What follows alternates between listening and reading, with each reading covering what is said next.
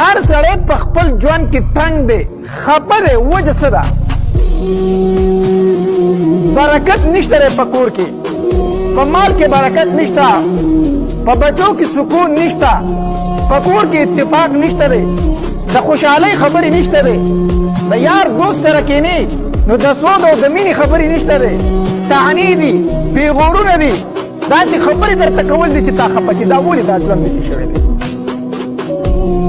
دا یو څو وجې دي چې د دې وجې نه زموږ دا ژوند په دنیا کې ډېر زیات لنډ تنګ دی که موږ په دغه یو څو خبرو باندې عمل وکړو نو انشاءالله د دنیا کامیابي به هم وي او د آخرت کامیابي به هم وي اوله خبره دا ده چې هر کار مونږ دا کوو چې په زړه کې دا اراده وکړو چې دا کار زه به کوم چې الله پرې رانه خوشحاله شي هر کار چې کوي هر کار خو د دنیا کار کوي هم په زړه کې دا راوله او که د یو نیکۍ او د ثواب او د آخرت کار کوي هم په زړه کې دا راوله وا یاره د خلکو د نمایش دپاره نه کوم ځکه دا کوم چې الله رانه خوشحاله شي هر کار چې کوي سر زمینداري ته ځي نو په زړه کې دا خبره راوله یاره زمینداري له ځکه ځمه که نه چې یو خو به بچي ماړه شي غله به ورله ښه وشي دویم دا دی چې یاره څه زکات به پکې راشي نو غریبانانو له به یې ورکړم نو د هغوی به پې هم ګزاره وشي دوکاندار چې کله دوکان ته ځي نو دی په زړه کې دا راولي یاره دوکان له ځمه خو کوشش په کومه چې په یو څیز کې مې 2 روپۍ ګټه ده چې 1 روپۍ ګټه پکې وکړمه دې دپاره چې خلکو ته خیر ورسومه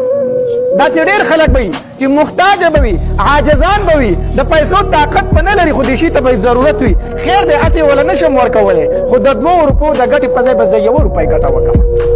دوکان ته ځي دا خبر دا نیت وکړه په زړه کې نوکرۍ له ځي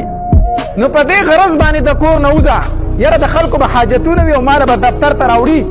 زه په دې نیت ځمه چې د دې خلکو دا ضروریات سر کړمه د دې خلکو د حاجتونه سر کړمه ډاکټر د خپلې ډاکټرۍ له ځي دی دې په زړه کې دا راولي یاره ډېر مریضان به ډېر به په کټ باندې پراته وي سپین ګیري به